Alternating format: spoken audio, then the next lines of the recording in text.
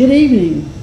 Thank you for tuning in to Let's Live with Thurman Greco, coming to you from scenic downtown Woodstock and from YouTube. And we have got a production this evening. And I want to start off, can you bring out the poster? This is so cute, we don't want to waste any of this by not showing I it. don't know if Ellen wants to do a close-up. Yeah. Ellen? We can do this right here. We'll just hold it up so she Yeah. can focus. Oh, it's showing on the screen now, and it's really cute. Oh, is it? Good. Yes. Every year at this time of the year, we do a special show announcing the music event that's happening in Woodstock. And this year is extremely appropriate.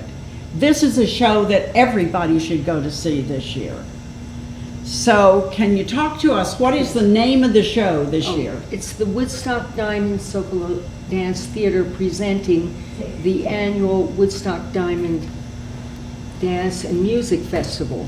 And my group is called Linda Diamond and Company, and we're a not-for-profit group that is celebrating 25 years of performances in Woodstock. And we want to welcome all ages because the program is actually appropriate for ages 6 and up. And we think there'll be something for everyone. And that's one of the things that we enjoy doing, to have a varied repertory and many different types of music, especially that of our resident composer, Tom DeSisto, who's an award-winning composer here in Woodstock, who has actually been working with our company for at least 2 decades. He reminded me, I forgot how many years it had been.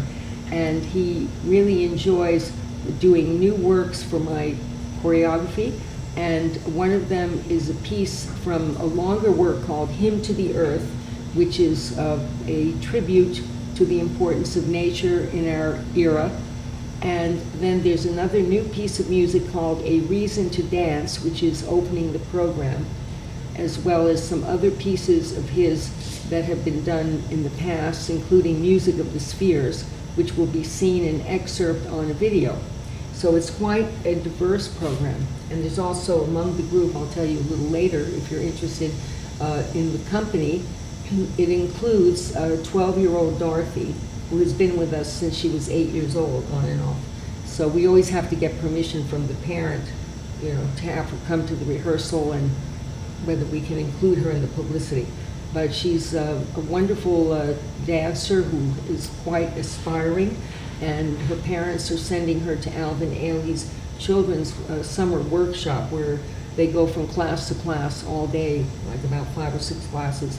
So we love to encourage young professionals, who are aspiring to continue in the art of dance, which is an important one. Well, Linda, you are a very you have a tradition in Woodstock. You were talking about 25 years, but you've been in Woodstock giving classes, giving shows, producing them, using local talent, so that you are part of the community and have been with us for many years. Through the years, the shows have evolved, and this one has an awful lot of relevance this year. Yes, I really think so. From what I told you before, I don't like to give away the whole story, but one of the things I was discussing with you before we started this program is how fascinating it is for me to suddenly see that works that I did a number of years ago have relevance for today. And not only that, but there seems to be a universal thread that goes through some of these works that I think I'm just going to put them away, in the archive. And then different things happen in the world as well as, around us.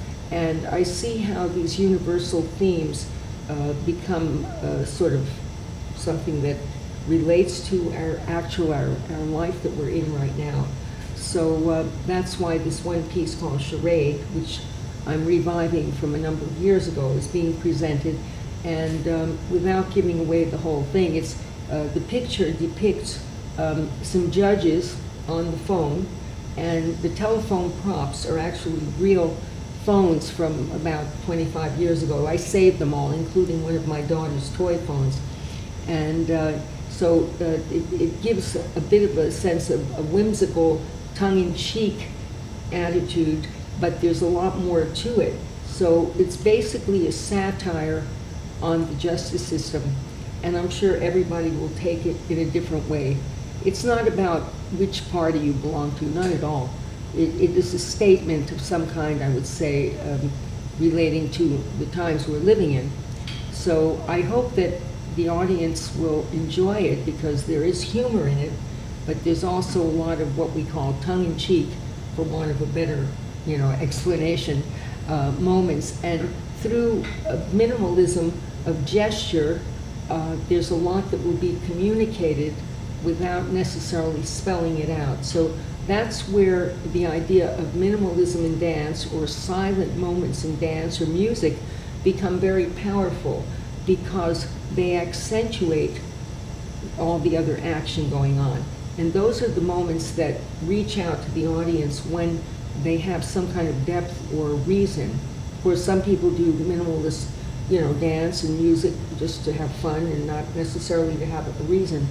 But the way I was trained, and the wonderful pioneers that I studied with, really encouraged the importance of having a theme and to have some kind of raison d'etre, as we say in French, which is also relevant to writing or painting or music, as well as dance. A reason for being there is what it means in French. You talk about a reason for being there. You have been a reason to bring music to this community for a long time.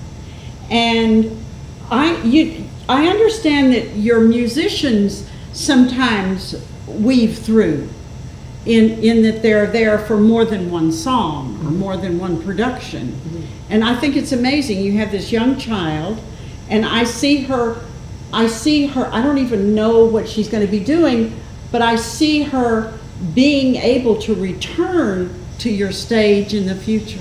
Yes, I think she does have a lot for the future, and she's a wonderful professional already. And in the rehearsal, when she came for this piece called Hymn to the Earth, which we did last year at the Kleinart, she didn't say a word. She went right over to the bar and started practicing her movement and observing everybody and just keeping totally silent. And that's the thing about our field. Unlike going to a college class where people, are entitled to raising their hand and asking questions, in the actual dance classes, usually mostly ballet, but also in modern, it's sort of an unspoken rule that you keep your mouth shut. If the choreographer wants to babble on, or the teacher, you just nod your head and you listen, but you do not get involved with the discussion. And it's only been in the last few years, since I'm not taking class the way I used to, that I start to reflect on the way that is also part of the discipline. In other words, the dancer, through osmosis, understands that you keep your mouth shut, you follow what they're doing. If you can't, you're not sure, but you look at the person next to you. But you have to save time. It's really all about time. It's not about power and command, but command is part of it too. So this young child, Dorothy, has been really wonderful, and she's been trained and taught by Nina Deacon, the principal dancer, who's my assistant to the director as well. And she has been training her since the age of 5, when she first was in one of Nina's classes after school, and now she's gone on to another school. But she continues her training with great love and devotion.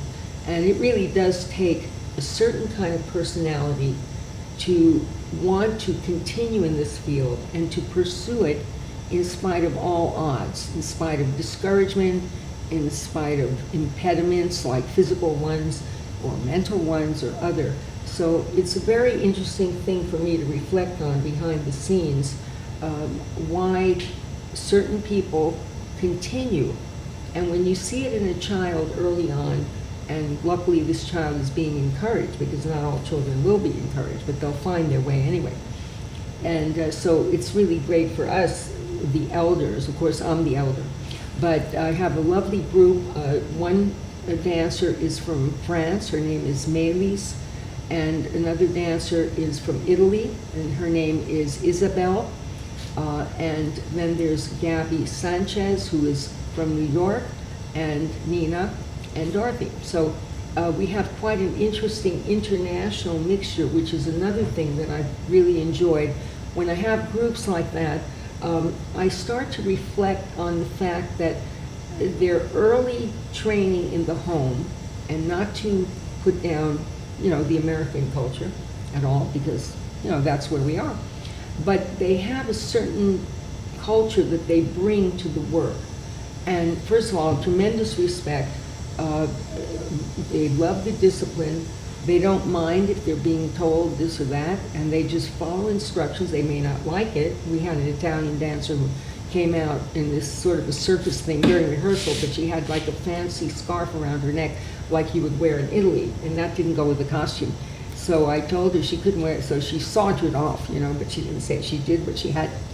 I thought it was cute. But I really enjoy them very much because they are highly trained. Many of them have started as children, so even though they might be in their 20s, they already have at least 10 to 15 years of training behind them. How do you find these Well, I dancers? audition them in New York because, it's hard to find people who can go to a class every single day. See, this is the requirement of a professional dancer.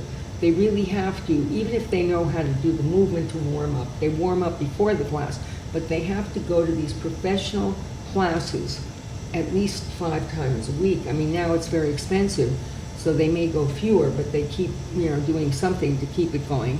I used to go 7 days a week because they do have some places that have Sunday classes. There used to be classes on a snowy day. A famous ballerina named Melissa Hayden, who was one of my teachers, was the only one that was open on Christmas Day. And you were allowed to bring a cup of coffee to the class, which was really great, but we were afraid that if we did a large, movement, kicking battement, grand battement, we might kick the coffee up there. And she told us that in Canada, where Melissa Hayden came from, that she said, we used to trudge through the snow, nothing stopped us, And so it's that kind of discipline and determination that are included in the ingredients for what it is to work in the field of dance. So you discover your dancers in the city. Yeah, I audition them there. And then they come up here. Well, because you have, every summer you have this. Yeah. And you have such talented people. And so this takes an eye.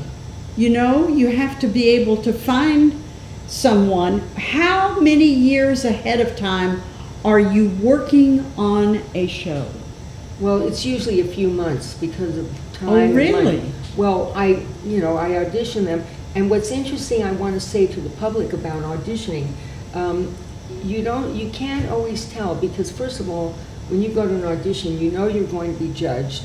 The ones who are from other countries that come in, like from France or Italy or Spain, they have a double or triple whammy. I explained to my assistant, I said, because I know what it is to be in a country where it's not your regular language.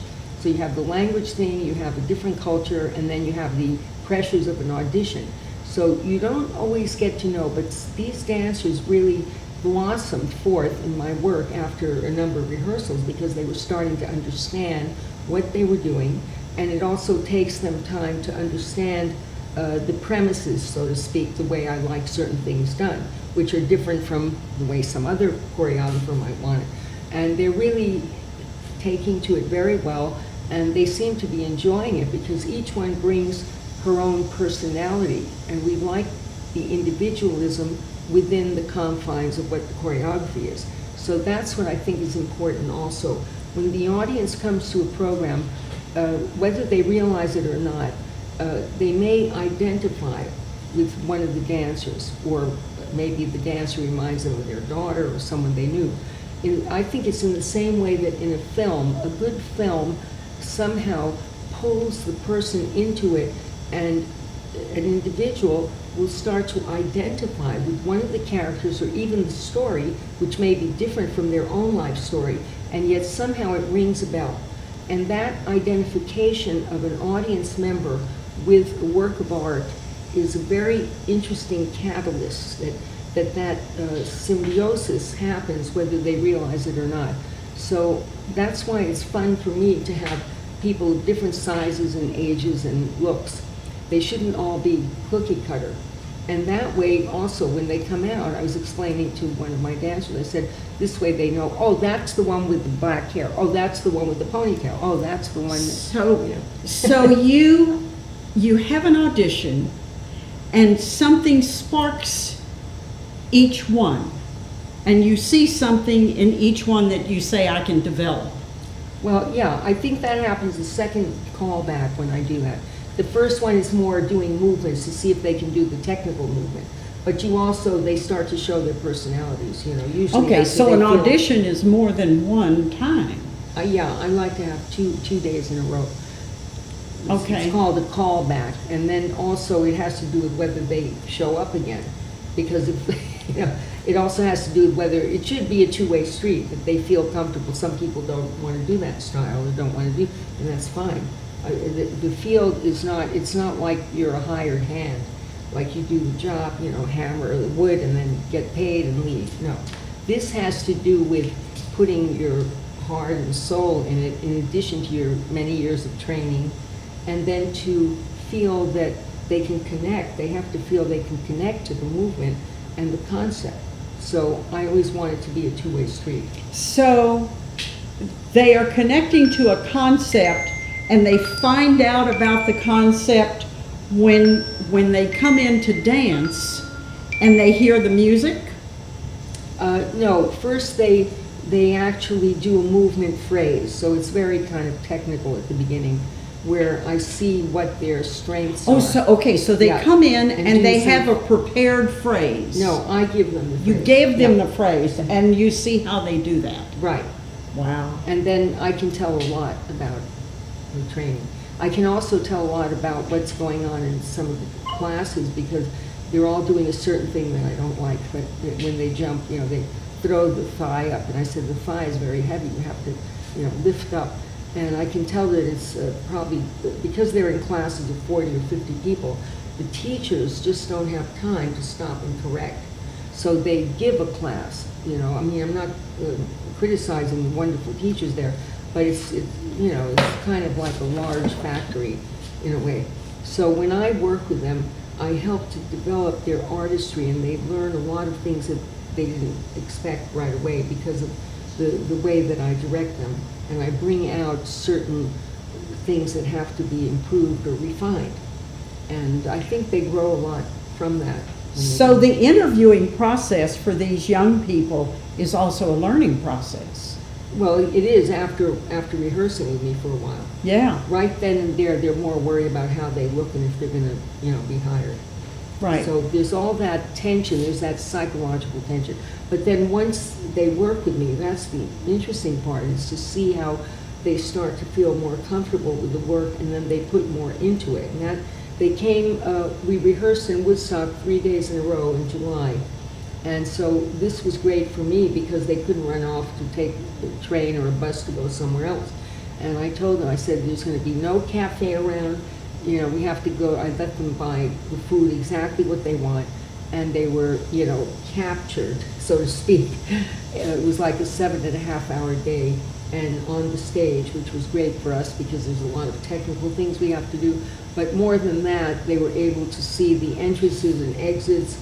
The costumes had to be tried on, and we have quite a large collection. So if one thing doesn't fit, then we have something else, because we recycle pieces, you know, since it's not like an opera or a particular period piece where you have, everybody has to be in a hoop skirt or everyone has to be wearing a sword and a certain medieval outfit. No, it's been fun for me because I have quite a collection of different things. So I just grab something, and, you know, if somebody is shorter, we have this, or someone is larger, they, you know, we had these beautiful black gowns that are too long, but they're tiny, and I couldn't believe that these dancers, they could zip it up. I mean, their waists are like 18 inches. It's not that they don't eat, they eat, but they don't have time to sit down to a meal. So I remember for myself, I didn't go on any special diet, but I was always running from place to place. So you're lucky if you can carry an apple or something, as long as you don't eat muffins and cookies, on the way. Well, now, so you have an international group of people. Yes. How did they make it to New York? I don't know the whole story, but they all have visas, they're all.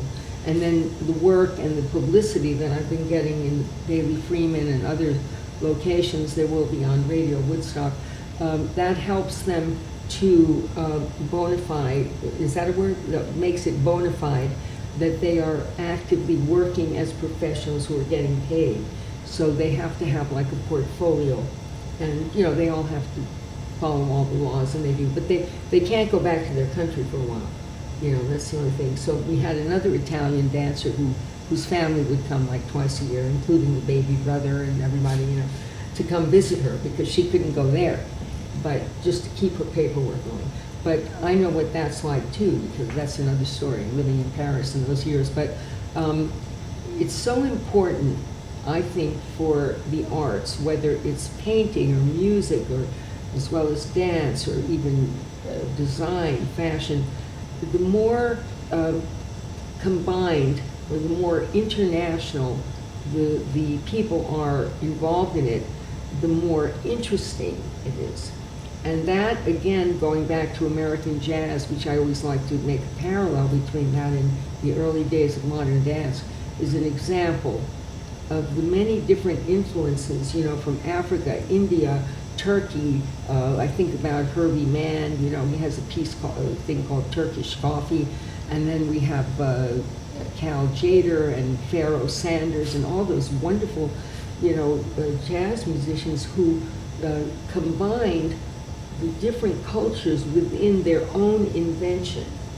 And that's the other aspect of the art itself, the result. But the behind the scenes of what I enjoy is having a different point of view. It's not that they speak, because they're not supposed to speak too much. They keep their mouth shut, as I said.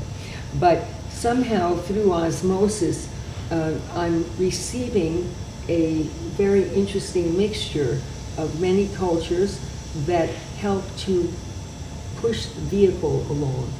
And that's really what makes me happy as a choreographer, to know that I can blend these different people from different backgrounds, and they in turn don't even realize it, that they're bringing to me more of a depth and substance. Well, did you not have some foreign influence in your youth? Yes. Oh, well, I was brought up in Panama, and I was born there, actually. I didn't have a choice, because my parents met there. They were from New York, but they always, mentioned, or not only mentioned, they always cultivated the importance of learning the language, which was Spanish. We learned Spanish when we learned English. And also being aware of the art and the music and the culture and the food and, how people interact and, and the politeness and the caring. There's a lot of stuff in the Panamanian culture that is very unique to that country. And so we were immersed in it, even though we went to the American schools where there were a lot of so-called, I don't want to say army brats, but some people call them that, but people from the army or whatever, and they said, oh, you live in Panama, I heard there was a riot today, and we were happy, we came and went, sometimes we couldn't get home. But having lived in another country as an American has given me probably a lot more expansive awareness of different cultures, and also, the importance of respecting it, their culture, and also receiving from them. So that has definitely probably influenced some of my work without realizing it. There's certain works that I have that might show that reflection. Well, also, another thing that impresses me about how you source these young people, and there's always, and all this talent, but at what point does a child and the family realize there's something here? Well, unfortunately, when some families, when they realize there's something there, they want to divert their attention, especially with dance. and acting, because I taught at different schools, especially one called Professional Performing Arts School. And I don't know why, I'm diverging from your question, but I'll get back to it. The principal of this performing arts school had T-shirts that said, "You're an actor, what restaurant?" And that was like, come on, it's like, that's your doom to just be working. Of course they work in restaurants, and they make very good caterers. They love to hire actors or dancers because they have such elegance and aplomb, so to speak, in dealing with the public. But I don't know everybody's case, because not all parents, first of all, it takes money for the training, and also there are many parents that, are concerned that the child, if they don't have other types of, sources of work, that it's going to be a very struggling profession and they're going to suffer and this and that. However, dancers, actors, and others who really love the art and want to stay in it will find jobs. That's not a problem. That's one of the most important criteria. Meaning they will find dancing and acting jobs, or they will find catering jobs? Well, yeah, you learn so how they to will, you type, okay. in the olden days you worked for a temporary agency and did typing, as I did. And it's interesting that you say that, because I asked my students at this performing arts school, I said, well, aside from dance, what else do you want to think of being? And he said, an actor. And I thought, oh no, another struggling profession. It was then that I realized that I was thinking the way the parents think. I didn't say it out loud, but it's a good question. It depends. There are some families that highly encourage it. They have maybe the financial way. They're in the arts themselves. They're able to help support that young person, because it does take a lot of support. There's the dance clothes, the classes are expensive, the travel, lodging. In New York, many dancers team up, like 4 or 5 in an apartment that might be 1 or 2 rooms, But it's like people in Paris who were artists, had to struggle and live with, in the most minimal way, according to what the regular, values are. But when you love something so much and you are willing to do whatever it takes, then you don't mind that, at least when you're younger. Maybe by the time you're 30, you get tired of it. The male dancers usually stop earlier on because I think there's a lot of family pressure on them to start earning a living, and also something about the society, that seems to put more pressure on men to be the breadwinners right away, even if they're not going to get married. So I've noticed that, in some of them, when they have to, go back to Puerto Rico or go back to California because, the parent didn't want to support them anymore because they weren't showing that they were making all this money. But beyond that, I want to say, as I told you earlier today, that we need the arts to continue the freedom of expression, because it's both for the audience and the creators. And that's why our program this year, the annual Woodstock Diamond Dance Festival, is so important because of this piece called Charade, which also kind of underlines my theme that I want to emphasize, which is triumph and liberation. And it has to do with whatever way you want to interpret it. But because I have a very upward look towards hope and towards, expression, I think it's very important for our audiences to please support this program. And we don't tell you exactly what the admission charge is. It'll be on the flyers. But we also have, the show will be at 6:30. There's a 5:30 pre-performance small fundraiser, including food and drinks, if you can manage to come at 5:30. And the 6:30 is general admission, or pay what you wish, because we don't want to turn anyone away. It's so important for me to be able to reach out to many people, and regardless of, they need transportation, maybe they can call us and we'll help them get a ride over. The arts should be for everyone. And especially during these times, it should not be an elitist event. And I know, of course, big operas and theater companies have to earn the money to pay these high union wages. and it's understandable.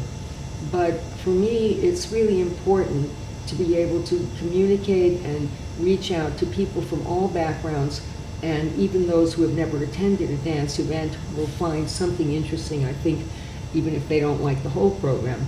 But it's such a varied program. There's going to be humorous pieces like House of Fun, and then we have a piece called Cielo by me, which is based on, it's a tribute to Anna Sokolow, who was my mentor, and there are many other works. One is called Architects of Triumph, which has music by someone named Joe Blankenberg. I had permission to use his music as long as it wasn't going to be on YouTube.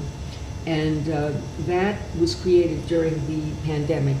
So it's a very upward kind of, positive message that we shall prevail. And that also is a very important thing. You know, we often hear my late brother, Steve Diamond, who had a communal farm, and he had written a short book called Peace Shall Prevail. And I like that concept, that we shall prevail. And this is a good message for our time. And through the arts, and especially the art of dance, we hope to uplift our audience and let them have some laughs and enjoy something that will give them food for thought, as well as something to lighten their hearts with. Well, the thing about dance is there is this philosophical layer, and there is an ethical layer, and the social layer, so that you can't, I cannot perceive, I cannot conceive, I cannot imagine a culture without dance. Because that's what reflects the community. Mm-hmm. And you have the show that you have this year because of our country, Mm-hmm. and because of what you have lived through. Yeah, my personal, yeah. The piece was done several decades ago, and it premiered at Lincoln Center's Bruno Walter Auditorium, the piece called Charade. And Charade was the name of a movie, of course, with Audrey Hepburn. But in addition to that, in French, they have a game called, it's called Jeu au Portrait, which is a game of portraits. And I think it means also charade, where people stand up and they do movements, and then the other people have to guess what they're doing, what they are. So that concept, can have a lot of different meanings. And I decided to call the dance charade because, as I said, it's a spoof on the justice system, and each of the characters in the piece becomes a caricature. For instance, one of the dancers, Isabel, who I decided to put some glasses on her, and I had these wonderful sunglasses, but one piece was missing, and they're the type that are thick and they go over your regular glasses. So we knocked out part of it, and they really communicate in the picture, So I always like to hold on to things, because you never know how you're going to transform a piece of fabric or something that broke, that maybe you can use it for something else, So I enjoy making things work that way, and that's how we have pieced this program together, with different things over the years that we hold on to, including the phones that are the props. But again, I want to mention Tom DeSisto, who is a wonderful composer, and he can do any style. I mean, I've never met a composer who is as versatile as Tom DeSisto is, because he has a very open mind to many different styles. He'll say, I'm thinking of having a marimba piece in the future. And when we did Music of the Spheres, which will be shown in part on video, I had learned about the scientists were trying to figure out what the sound of the baby universe was. So of course they didn't have recording devices then, but we thought of Music of the Spheres, from ancient literature and so on, and that's how he created that piece for me. So he's very versatile, and he's a wonderful composer to have in a dance company with such interest. And I didn't realize until he told me a few years ago. He said, "Oh, what year did we do that? Oh yeah, I have this." He saves all the music I've done over the last 20 years. He has a special file. So if there's a certain dance that we're looking for that we want to do again, he has it, you know, in his, and I never asked him to save it. You know, most people would just say, okay, that's over, now we get rid of that, and we have time to put new things in. But he has been a wonderful archivist of that nature, as well as a great creator of work for dance, and we get along very well because I think there's a mutual understanding. And it takes a strong character to continue working with me so many years, I think. So I will admit to that. But I've enjoyed my collaboration. But now, maybe you think it takes a strong character to work with you, but you also have to have dancers, and I guess they do that normally, they absorb, but they've got to have something to absorb. Mm-hmm. That's true. You know, if the teacher doesn't have it, they have nothing to absorb. So Sure. with you, this is a rich experience for a dancer. Oh, I didn't think of that, but maybe you're right.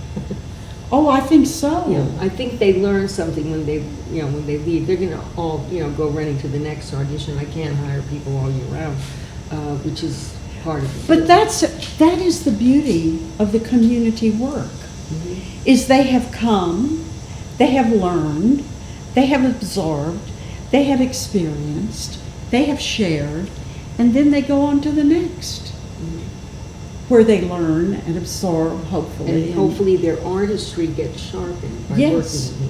Yeah. And I think that's what I really emphasize is, you know, the artistry which each of them already comes with, but I help to bring it out more, I think, in the way that they're directed.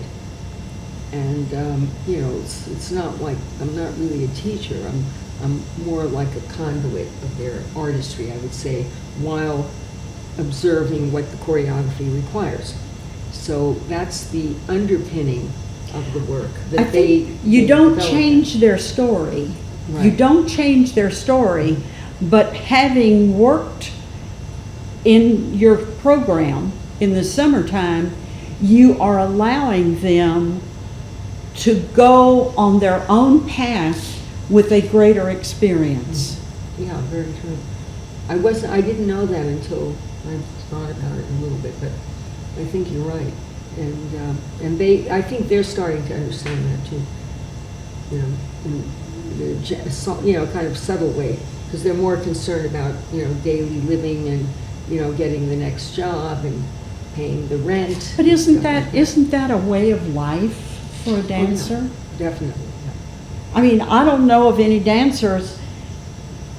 Are there dancers that can have a job with retirement benefits, where they dance for retirement benefits? If they live in Russia or Germany.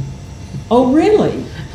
Yeah, I mean, I don't know about the large ballet companies, but I know a lot of American ballet dancers go to other countries where they get, you know, they have a stronger union and they have a contract and very well paid. Of course, top companies like New York City Ballet, American Ballet Theater, you know, probably have, you know, good, you know, setup. But then they have to retire by like 39. Other dance companies, like the very famous one, Dance Theater of Harlem, that had some of the best people and still does, they had to go on a leave for 8 years and then regroup the whole company. But even Alvin Ailey, American Dance Company, only performs in New York once a year around Christmas, before Christmas, and the rest of the year they go on tour, but then they're also off. There are many months where they're laid off. So I don't know what the inner, you know, requirements are on their contract. I just know they can't work with other people. They have to stay, you know, just with that group. But, Even though they're laid off? yeah, I don't know about that. Maybe they sometimes take on a different name. I had a male dancer who, he was with Alvin Ailey, but we were going on tour to Miami, so he changed his name. And I'm not going to say what his name was then. Well, you do what you have to Yeah. do. He was sitting in front of a bottle of wine called Suave at the time, and he called himself Joe Suave. So, Well, hey, that's as good a name as any. Right. So they, if they saw anything, they wouldn't see, if they heard about it later, they wouldn't see, his whole full name. But, so I'm sure they have these contracts. But, each group is different. I mean, I don't want to talk too much about it, but funding has been very diminished, I have to say. So, I just continue in whatever way I can, but of course they do get paid, and they get a contract, which I write myself, and they also have certain parameters, like they can't take videos and, start showing my work on YouTube. They're not allowed to have their phones and their cameras backstage. And these young dancers, they read the instructions and they followed them very, avidly. But I had 2 Japanese dancers once who were lying on the floor in the wings, videotaping the work. They thought I wouldn't see them because they were like, but I see everything. Caught. Yeah. I thought, I guess they really liked this piece. Maybe they want to, revive it. But anyway, I'm kind of very strict about things like that. So, they also are not allowed to take on jobs while they're working with me. In other words, if someone comes over and says, this is a great person, I think I'll give them a job. And they cannot do that. They have to refer to me because, I put so much work into it and it's on my time. So anyway, so I can be a little strict like that, but for good reason. As time goes by, I find in general in life that we start to glean from many different experiences. And for me, at least, sometimes a red flag comes up. It doesn't always come up when it should, but sometimes. And then it's a reminder, wait a minute, that sounds familiar, like something I've already experienced, so I better immediately back up or be on my guard. And that's the nice thing about being an elder, that the many life experiences, including, of course, in the art of dance, but in general, it kind of, it becomes part of your surrounding inwardly, your subconscious and conscious becomes more aware of things that you have to be careful about. So it helps to keep you out of trouble. That's why I write all my own contracts. I don't deal with lawyers if I can help it. As a matter of fact, when we first did Charade at Lincoln Center Bruno Walter Auditorium, I was walking past a bookstore called the Coliseum. It no longer exists, but it's near Carnegie Hall. And there was a big book in the window, and it said, How to Avoid Lawyers. I said, this would be great on stage. So I got the book, it was like bigger than a telephone book used to be. And someone took it, I guess, they thought it was a nice book to have. But it was used on stage. So now we're not using a book when the main judge comes out. Her name is Isabel. And she pretends she's looking in a book, she emulates. So even though this isn't mine, but there are certain gestures and movements that are minimalist, but they are similar to how in the field of mime, the performer will delineate something so that you know what it is. He might take something that's a glass and then drink or something. That's very, kind of cut and dried. But in this dance, we have parts that maybe are too subtle for people to know, but there's a part where the judges are putting money in their pockets, and then they're saying, but I have nothing. If your father or your uncle is a judge, don't take offense. And then there are different things where they have hear no evil, see no evil, speak no evil, whatever order it's supposed to be. And, that's the very, famous universal statement. It can be taken in many different ways.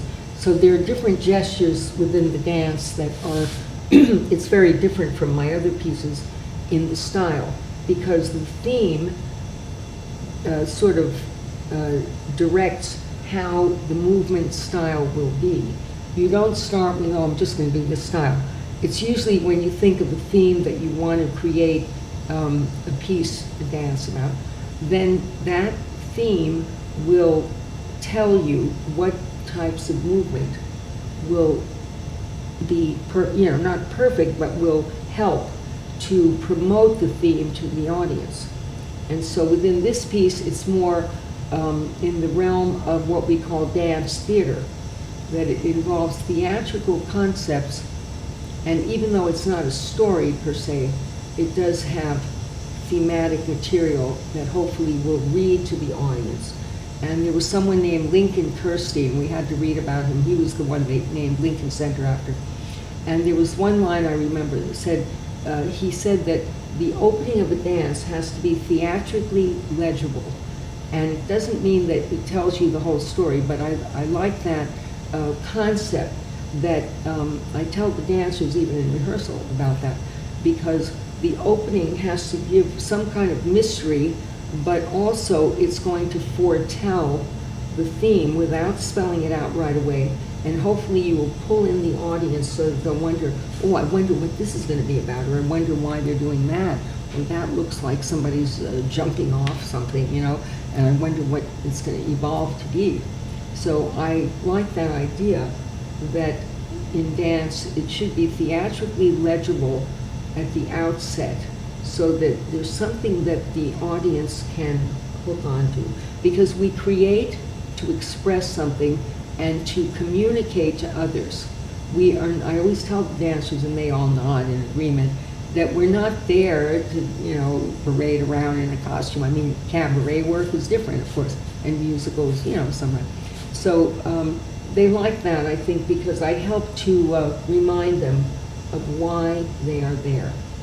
And that's again, back to the raison d'être, the reason for being, which, as you say, is philosophical, but you know, it probably comes from some of the French concepts of, you know, having a cause, a reason to then evolve something. You know, whether it's a protest, why are they there? They're protesting something. They have a raison d'être. Why are we cooking this particular meal? And because we have this eggplant, and it has a raison d'être. So I think it relates to a lot of things in life. Well, I think that I'm going to take that as a segue. The audience has this raison. So can we review again? Yes. Because I'm really taken with your theme this year. I think it really gets to the heart of the matter. And can we talk about this for a minute? If Ellen wants to get the camera on this, can you see it, Ellen? Oh, we see it now. Oh, okay. Oh, it's there. It's August 22nd. The program at 5:30 is a fundraising pre-performance reception with food and drinks, and the concert included. And at 6:30 is the concert with general admission. Ages 6 and up are invited, and we hope that you'll call our number 845-679-7757, and we also have a website. It's called diamonddanceny.com. That has 2 D's in the middle, diamond and then D-A-N-C-E, diamonddanceny.com, right. So we hope that you'll come to the Woodstock Diamond Socolo Dance Theater, which is at 1766 Glasgow Turnpike, not far from Route 212. We have handicap accommodations for seating, as well as parking. If you call in advance, there are a few parking spots right in front of the theater, and we have parking next door as well. And the entire front row is handicap accessible. So feel free to call in and let us know and reserve. So Thank you so much. You know, I really appreciate you talking about the handicap, because that seems to be getting kind of squeezed out here. And I'm in that category now, so I understand that very much. The need for it to be accessible. Yeah, that's important to our community. We even have an outdoor rental bathroom that is going to be handicap accessible as well. I think that's fabulous. And the entrance to the theater is just one flat level, so it makes it very nice. And all the chairs are movable, but we also have like sofas, we have different sized chairs, and that's why it makes it comfortable for people depending on what they would like to. You've been doing this a long time. You're going to have this on August the 22nd. Right, it's a Saturday. When are you going to start next year? Oh, I haven't thought of that yet.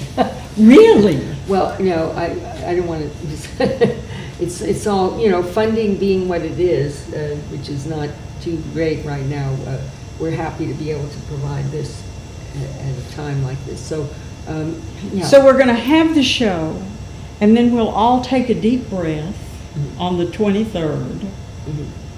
Yes, well, we hope that you'll come to the fundraiser, which will be including the ticket and the food and drinks and, a way to socialize a little bit with people. And we're not allowed to tell prices, but it won't be very much. It'll be a lot cheaper than many tickets that you pay. Let me ask you, if they call the number, can we go over that telephone number again? Yes, 845-679-7757. Now, if you call that number, can you get reservations? Yes. You do get reservations? Yes. We just had a reservation a month ahead after they saw the Daily Freeman listing with a beautiful picture published. And it was surprising to me because I didn't know it came out, so people are starting to call in. That's wonderful. Well, you're a legend in this community, so you have a reputation. Oh, yes. Oh, yes. Absolutely. Well, I just think it's wonderful. What are some things that we did not discuss that we need to discuss? I got all preoccupied about finding these people and the communication and the philosophy. But there's the whole thing. There's the set, Oh, yeah. We're going to have projections and videos, if you don't mind my interrupting. No. Yeah, I decided to have a few video excerpts of other works we've done in between because it worked very well when we were at the ASK Gallery in Kingston a few years ago. And the audience really enjoyed that because it's a whole different medium. But it also, behind the scenes, it gives the dancers a chance to do quick changes, which sometimes takes a while. And then the pace continues, but in the meantime, the audience gets to see a little hors d'oeuvre of different pieces that we've done in the recent past. And so and then we have projections, which Marty is going to be presenting, that go with one of the pieces called Precipice, which Nina Deacon is going to perform as a solo. And the music is by Christopher Theophanides, who's a well-known composer and conductor who goes internationally. He's a professor at Yale, but he's told me that he doesn't really have a place he lives. I guess he stays at different people's houses because he's traveling so much. But that piece, by the way, Precipice, is also, it has underpinnings of the myth of Sisyphus. It evolved later. I didn't pre-plan it, but it's kind of a symbol of our lives that, Sisyphus was pushing a rock up the hill, I think up a mountain, and for every step forward, went back 2 steps. And so it's the human condition, la condition humaine, as they say in French, which is, again, philosophical concept of that ongoing struggle. And there are struggles on all different levels right now. But there's the ultimate triumph at the end. It used to be with 2 dancers where one fell to the ground and the other one was still climbing the mountain. So it was the duality of what that symbolizes. The myth of Sisyphus is that type of thing. So I hope there'll be something. That has wonderful projections of outer space, interplanetary, kind of true to life that was taken by certain, cameras that we don't want to mention right now. But anyway, so it gives that kind of universal thing also about space travel, and yet what's happening down here on Earth, we often question ourselves. It's great that they're up there, discovering new things, but how about everybody down here? Right. Which is another whole topic. But we don't get into that in the dance. We just, do some symbolic movement that relates to that. And it's up to the audience to interpret. That's the thing about modern dance, that hopefully each person will find their own interpretation. Now, where is this located? Oh, right. The theater is called the Woodstock Diamond Dance Theater, It's at 1766 Glasgow Turnpike.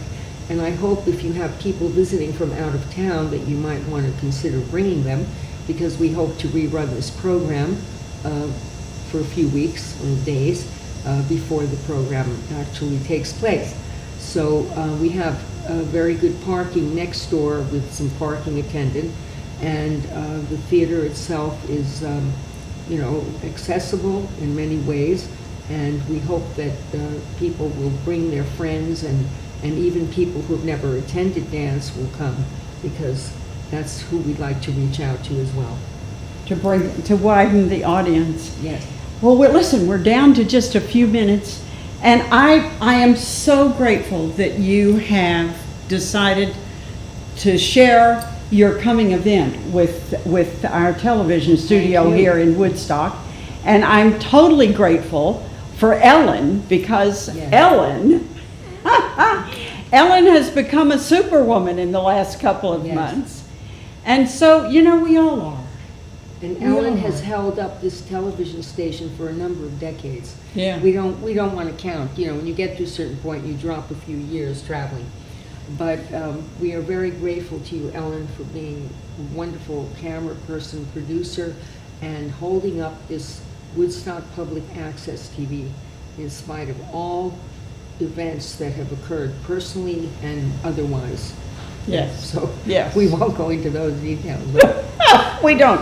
We're just going to march on, and we're going to be happy for our victories. Yes. And I listen. Say it again, really, really quick. Oh. The date. Oh, yeah, August 22nd is Saturday.